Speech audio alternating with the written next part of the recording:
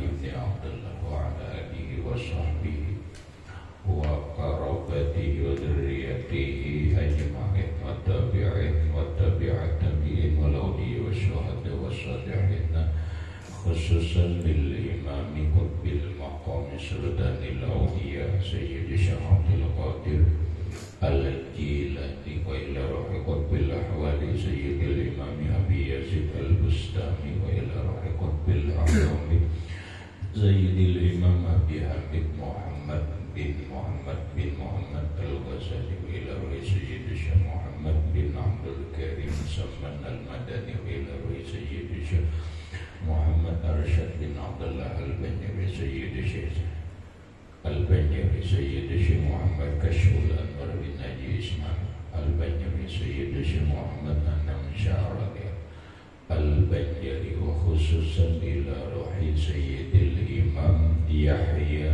بن شرف النووي إلى روح سيد الإمام شيخ عبد الرحمن بن أبي بكر جلال الدين السيوطي وإلى روح سيد الإمام شيخ عبد الوهاب الشعراني وسيدنا الحبيب عبد الله بن علوي الحداد وإلى روح سيد الإمام أحمد بن حسين المعروف بأبي سجى وإلى روح سيد الإمام شيخ إبراهيم البجوري وإلى روح سيد الإمام سيد أحمد المرزوقي المالكي وإلى روح سيد الإمام شيخ محمد نووي بن عمر البندري ولأرواح أهل سندنا المتصل إليهم وخصوصا إلى روح سيدي ومرشدي ومربي الروح سيد الشيخ محمد زيني بن عبد الغني البنجري وإلى أرواح جميع مشايخنا ومشايخنا الله الكريم يتبشاهم بالرحمة والمغفرة ويعلي درجاتهم الجنة يعد علينا وعلى أهل بيتنا وأولادنا وذرياتنا من بركتهم ومن بركة علومهم وأسرارهم وأنوارهم ومعارفهم وكراماتهم نسألك يا رب بركاتهم وكراماتهم اشف أمراضنا الظاهرية والباطنية وأسقامنا وعلالنا وأوجاعنا شفاء عاجلا يغادر سقما ولا ألما واشرح أجسادنا ونور قلوبنا بنور معرفتك وسلمنا وأهل بيتنا وأولادنا وذريتنا من آفات الدنيا وفتنها وبلائها ووبائها ومصائب وشر الدنيا وشر الآخرة وارزقنا نور قلوبهم بنور معرفتك وارزقنا رزقا واسعا حلالا طيبا مطيبا مباركا من غير قصد ولا تعب ولا مشقة ومن حيث لا يحتسب وافتح لنا فتوح العارفين وألهمنا إلهام ملائكة المقربين واحفظنا حفظ المرسلين واجعلنا من العلماء العاملين ومن أوليائك المتقين ومن أهل الجنة الفردوس النعيم ومن أهل النظر إلى وجهك الكريم بسر النبي وآل النبي لهم الفاتحة أعوذ بالله من الشيطان الرجيم بسم الله الرحمن الرحيم الحمد لله رب العالمين الرحمن الرحيم مالك يوم الدين إياك نعبد وإياك نستعين اهدنا الصراط المستقيم صراط الذين أنعمت عليهم غير المغضوب عليهم ولا الضالين آمين بسم الله الرحمن الرحيم الحمد لله رب العالمين والصلاة والسلام على أشرف الأنبياء والمرسلين سيدنا وحبيبنا وشفيعنا وطبيب قلوبنا محمد وعلى آله وصحبه أجمعين وسبحان الله والحمد لله ولا إله إلا الله والله أكبر لا حول ولا قوة إلا بالله العلي العظيم السلام عليك يا سيدي يا رسول الله السلام عليك يا سيدي يا حبيب الله السلام عليك يا سيدي يا خير خلق الله السلام عليك يا إمام الأنبياء والمرسلين السلام عليك يا خاتم النبيين السلام عليك يا رحمة للعالمين. السلام عليك أيها النبي ورحمة الله وبركاته. قال المصنف رحمه الله تعالى ونفعنا به وبعلومه في الدارين آمين. نور الظلام وتلخيص قصة الإسراء والمعراج. Keringkasan kisah Isra dan Mi'raj. Annahu atahu Jibril wa Mikail wa malakun salisun lam yu'rab ismu. Annahu bahwasanya anna atahu mendatangi akan Nabi sallallahu alaihi wasallam Jibril oleh malaikat Jibril, wa Mikailu dan malaikat Mikail, wa malakun salisun dan malaikat yang ketiga, lam yu'rab ismuhu yang tidak diketahui nama malaikat tersebut. Walaupun ada yang mengatakan wa Ismail, ia malaikat Ismail namanya, sahibus samai dunia, penunggu langit dunia atau langit pertama. Maksudnya ini kisah ringkas tentang Isra dan Mi'rajnya Rasulullah Sallallahu Alaihi Wasallam yang dikupas oleh Syekh Muhammad Nawawi Al-Bantani di dalam kitab Nurul Salam. Beliau mengambil dari rujukan kitab-kitab lain. Ceritanya adalah Jibril bersama Mikail. Ada lagi malaikat yang ketiga, konon katanya malaikat itu bernama Ismail. Malaikat Ismail itu adalah nama malaikat yang menunggu langit pertama. Apakah hanya bertiga itu? Tidak. Bersama malaikat-malaikat yang lain datang ke Rasulullah. Rasulullahnya di mana? Hari kisahnya. Nah, waqila huwa Israfil. Dikatakan orang bukan Ismail malaikat yang ketiga, tetapi Israfil. Bil Habib au Sya'bi Abi Thalib au baitihi au baiti Ummi Hani riwayat. Jibril bersama Mikail dan malaikat yang lainnya mendatangi Rasulullah. Rasulullah itu sedang berada di satu tempat yang bernama Hatib. Satu. Yang kedua atau Syekh Abi Thalib, Syekh Abi Thalib, au baitihi atau di rumahnya, au baiti Ummi Hani atau di rumah Ummi Hani. Riwayatun, ada beberapa riwayat. Maksudnya begini. Nabi Shallallahu Alaihi Wasallam ketika didatangi oleh Jibril, Mikail dan bersama malaikat yang lain, Nabi sedang berada di satu tempat. Tempatnya ini ada beberapa riwayat. Ada yang mengatakan Nabi sedang berada di Hijr Ismail. Ada yang mengatakan Nabi sedang berada di rumah Ummi Hani. Ada yang mengatakan Rasulullah itu sedang berada di rumah. Ada yang mengatakan Rasulullah itu sedang berada di Syekh Abi Thalib. Ada yang mengatakan Rasulullah itu berada di Syekh Abi Thalib. Mana riwayat yang lebih mendekati kebenarannya? Begitu.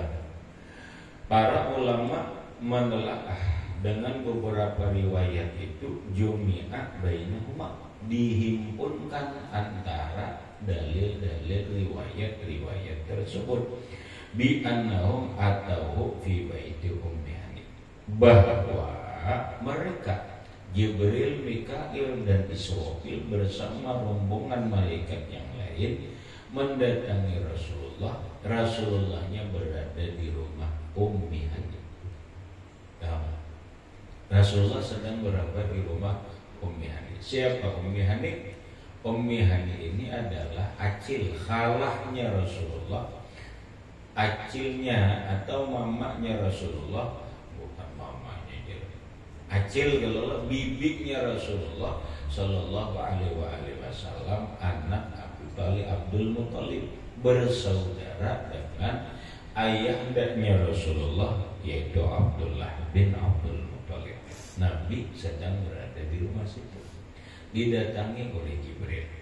Nah, wa baituha, dan rumah Ummi Hani itu inda Syekh Abi Thalib, di lorong atau di kampung yang bernama Syekh Abi Thalib.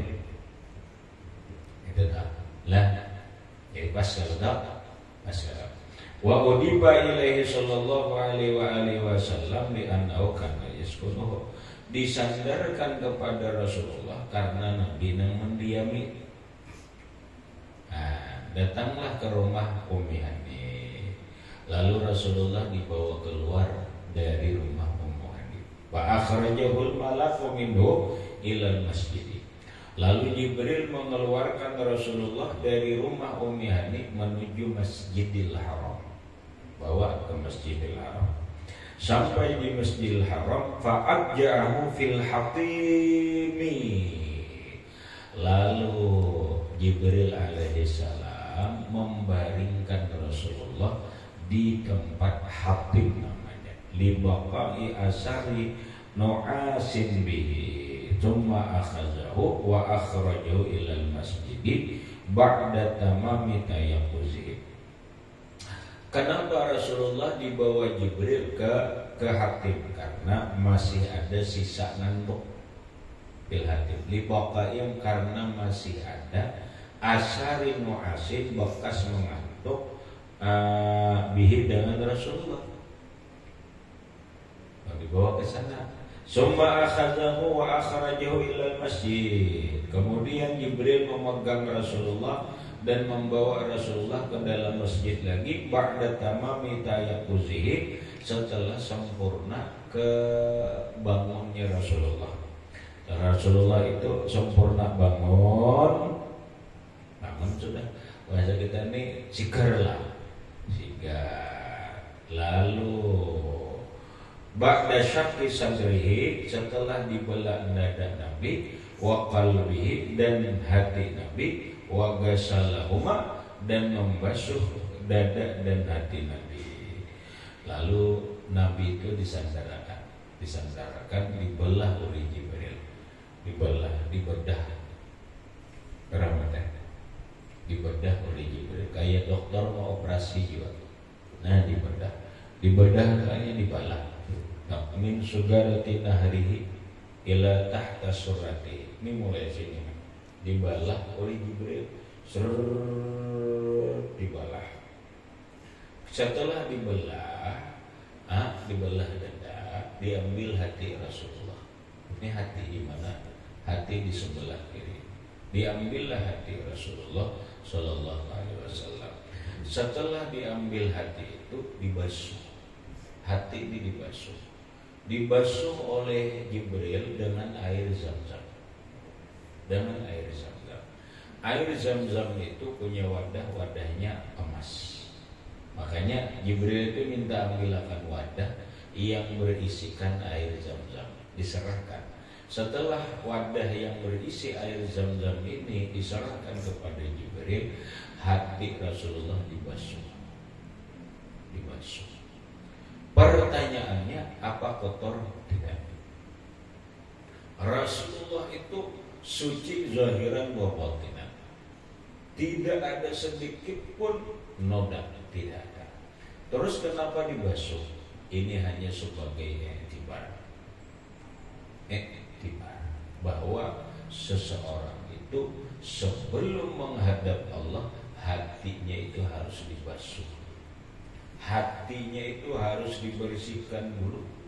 Dibersihkan dari apa? Dikeluarkan hazus syaitan, bagian syaitan. Sehingga para nabi Rasulullah itu tidak sedikit pun bisa dipengaruhi oleh syaitan. Kenapa? Karena bagian syaitan itu sudah tidak ada lagi di tubuhnya Rasulullah. Sedangkan kita manusia ini ada di dalam hati kita ini bersarang setan, dan dalam tubuh ini ada lautan, tempat bersarang angkara murka. Ada api, ada nafsu, ada setan. Setan, setiap orang manusia kecuali para nabi itu ada yang disebut dengan setan. Hadzus setan, tak terkecuali para wali. Orang wali pun ada setannya. Namun orang para wali itu bermujahadah, berarti melawan hawa nafsu. Setan akhirnya lemah. Setannya itu namanya khannas di dalam hati ini. Makanya ada di dalam ayat Al-Quran, Qul a'udzu birabbin nas, malikin nas, ilahin nas, min syarril waswasil khannas, alladzi yuwaswisu fi sudurin nas, minal jinnati wan nas. Nah, apa artinya? Qul a'udzu birabbin nas. Muhammad katakan kepada manusia, aku berlindung dengan Tuhan yang memiliki manusia. Ilahin nas, Tuhannya manusia.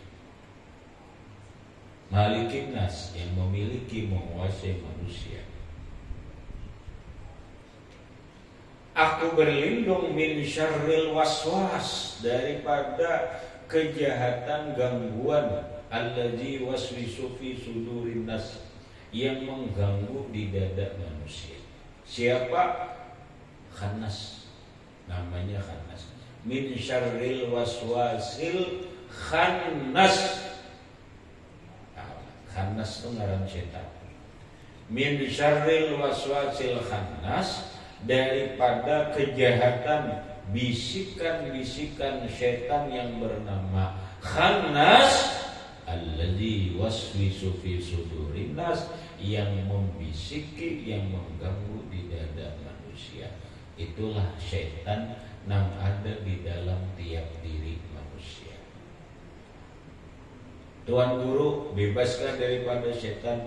Tidak, malah setannya lebih hebat daripada nabi lain-lain. Khanasnya lebih hebat. Orang wali bebaskan daripada bisikan setan? Tidak bebas. Tetapi mereka setannya sudah lama. Yang selamat nang bebas daripada setan itu adalah para nabi dan rasul. Makanya mereka, para nabi dan rasul itu disebut maksum. Arti maksum itu terpelihara daripada dosa, baik di sebelum menjadi nabi ataupun sesudah menjadi nabi. Kenapa? Karena setan tidak bisa mengganggu di diri mereka. Jadi jangan dipahami ketika Rasulullah sebelum melaksanakan Isra itu dibedah dada Nabi, dikeluarkan hatinya, dibasuh oleh Jibril dengan air sumur Zamzam, itu menandakan dada Rasulullah itu kotor? Tidak lah, ini iktibar. Rasulullah itu adalah suci, zahiran wa batinan, kotorannya pun yaitu suci. Itu Rasulullah. Tidak ada manusia yang lebih suci daripada Rasulullah. Nah, cuman pelajarannya bagi kita adalah ketika seseorang menghadap Allah, salah satu menghadap Allah itu adalah sembahyang. Lalu Rasulullah mengatakan as-salatu mi'rajul mu'minin. Sembahyang itu mi'rajnya orang beriman. Rasulullah itu sebelum mi'raj ada Isra. Sebelum Isra dada Nabi dibedah dan dibasuh. Maka begitulah kita. Maunya sebelum kita melaksanakan sembahyang, dada kita ini dioperasi dulu. Dada kita ini dibedah dulu, lalu dibasuh, dibersihkan dari kotorannya. Apa yang dibersihkan? Dada kita harus dibersihkan daripada hawa, dibersihkan daripada sifat-sifat yang tercela, dibersihkan daripada hawa nafsu pikiran duniawiyah. Makanya orang apabila sembahyang jangan ada lagi dulu di dalam hatinya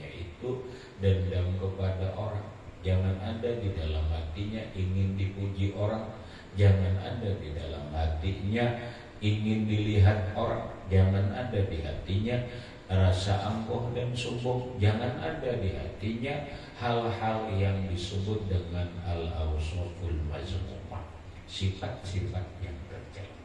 Jangan ada. Bersihkan. Bagaimana membersihkan hati? Basuh dulu dengan air Zam-Zam. Basuh dulu dengan air Zam-Zam. Artinya apa? Minumlah air Zam-Zam dengan niat membersihkan hati. Karena Rasulullah Shallallahu Alaihi Wasallam bersabda, "Ad-du'a az-zamzamu lima syuribalah." Air Zam-Zam itu tergantung niat orang yang meminumnya. Air Zam-Zam itu tergantung niat orang yang meminum air Zam-Zam itu. Apabila diniatkannya untuk mudah urusan, insya Allah urusannya mudah. Apabila diniatkannya untuk menjadi penyembuh penyakit, insya Allah sembuh. Apabila diniatkannya untuk rezeki mudah, insya Allah rezekinya mudah. Apabila dia berniat mendapat ilmu yang bermanfaat, maka dia akan dapat ilmu yang bermanfaat. Apabila dia berniat untuk membersihkan hati, maka Allah akan membersihkan hatinya. Rasulullah Sallallahu Alaihi Wasallam bersabda, "Ma'u Zamzama lima syuribalahu." Air Zam-Zam itu tergantung niat orang yang meminumnya. Nabi bersabda, "Ad-du'a inda bi'ri Zam-Zam mustajab." Berdoa di samping sumur Zam-Zam mustajab doanya. Qala ulama berkata, wa kadzalika du'a'u inda syurbi ma'i Zam-Zam. Maka demikian juga doa kita diijabah Allah ketika meminum air Zam-Zam. Maka berniatlah meminum air Zam-Zam agar hati kita dibersihkan daripada kotorannya. Berdoalah ketika minum air Zam-Zam dengan doa agar dibersihkan hatinya daripada sifat-sifat yang buruk, agar dibersihkan hatinya daripada hubbud dunya, agar dibersihkan hatinya daripada hubbul jah, suka dihormati orang, agar dibersihkan Allah hatinya hubbus syuhra, suka dikenal orang, agar dibersihkan hatinya hubbul mahmadah, suka diperhatikan orang, dan yang lain-lainnya. Itu adalah supaya hati kita ini bersih dengan lewat doa, medianya air Zam-Zam. Yang kedua, kalau ingin hati bersih, untuk ilmunya. Ilmunya apa? Ilmu ahwalil qalbi, ilmu tentang seluk-beluk hati. Ilmu apa yang membahas tentang seluk-beluk hati, atau ilmu yang mengetahui keadaan hati kita dan hati manusia, tidak lain adalah ilmu tasawuf. Ilmu tasawuf. Apa kitabnya? Bisa kitabnya Timbul Qulub, bisa kitabnya Qutul Qulub, bisa kitabnya Kifayatul Adbiya, bisa kitabnya Kifayatul kitabnya kitab tasawuf Mau'izatul Mu'minin atau Mukasyafatul Qulub, bisa kitabnya Bidayatul Hidayah. Apapun kitab tasawuf yang membahas tentang ahwalul qalbi, seluk-beluk keadaan hati, itulah yang disebut dengan ilmu hati, ilmu tasawuf, ilmu batin. Belajar dulu. Kita alhamdulillah sudah belajar. Belajar apa? Bidayatul Hidayah, alhamdulillah sudah. Kita sudah belajar Risalatul Mu'awanah, alhamdulillah. Kita sedang sudah tamat kitab apa? Kifayatul Adqiyah. Kita sudah belajar Mukasyafatul Qulub. Kita sudah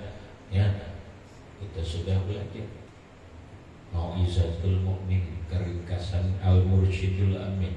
Insyaallah mudah-mudahan kita terus kepada kitab-kitab tasawuf yang lainnya, terus belajar ilmu ahwalil qalbi, ilmu tentang seluk-beluk keadaan hati kita, agar hati kita ini terbebas daripada sifat-sifat yang kotor, sifat-sifat yang kacau. Dua sudah. Yang ketiga, cara membersihkan hati adalah dengan cara bil auradi wal askar, dengan wirid dan zikir-zikir. Wiridnya dengan membaca Quran, wiridnya dengan membaca sholawat, wiridnya dengan istighfar, wiridnya dan lain-lain, dan berzikir kepada Allah. Wirid mulai istighfar, zikir, sholawat, membaca Quran, semuanya itu berfungsi untuk membersihkan hati kita. Cara itu ditempuh oleh orang-orang ahli tasawuf yang disebut dengan sufiyah. Ya, orang tasawuf itu masuklah tarekat, amalan, masuk belajarlah kitab tasawuf sambil minum jam-jam. Ada tarekatnya, ada riyadhah untuk membersihkan hati. Itu lagi apa? Dengan cara puasa. Kalau puasa Senin Kamis, ada yang melakukan puasa Daud, sehari puasa sehari kada. Semuanya dalam rangka untuk tasfiyatul qalbi wa tazkiyatuh, untuk membersihkan dan menyucikan hati kita. Paham sudah? Nah, maka sebelum kita sembahyang, bedahlah dada kita. Jangan takbir dulu kecuali dunia kita tinggalkan di dalam hati kita. Jangan takbir dulu kecuali apapun nang kada baik di dalam diri kita ini kita hilangkan.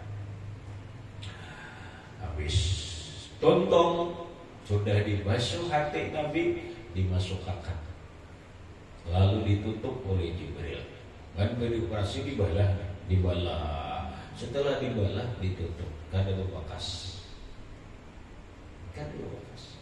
Berdarah kan dibelah dada Nabi? Masa berdarah? Nabi itu mengalami pembedahan dada mulai sekali lagi harus pernah, lagi hendak Isra. Berdarah. Maka tidak menutup kemungkinan juga ada orang yang dikehendaki Allah seperti Rasulullah, dalam pengertian umatnya orang istimewa. Bisa juga orang kena mimpi dibedah dada, tapi mimpi. Kalau Rasulullah itu kan nyata.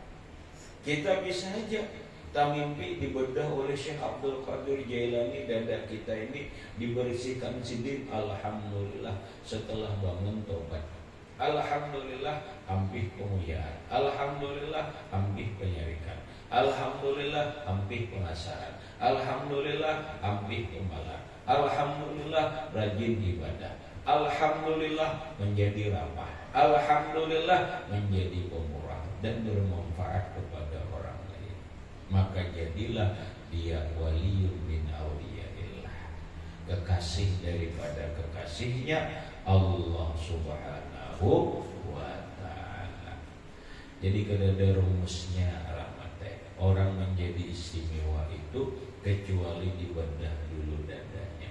Ikam kita nih, selama kita dada kita ini kada dibedah, kada dibelah, kita akan tidak akan menjadi istimewa. Nah, makanya dibedah, kita bedah. Habis barakabahul burak, setelah selesai pembedahan baru naik, ingin mengendarai burak. Anak naik terang deta. Nah, kayak naik dulu kita sambung, masih banyak kena sambungannya. Malah nah panjang tuh. Padahal ringkas ini, tapi lumayan panjang juga ya Allah. Padahal ringkasan ini ya sudah. Kayaknya kita sambung pulang. Gadget aja dulu. Wallahu subhanahu wa ta'ala a'lam bishawab. Al-Fatihah.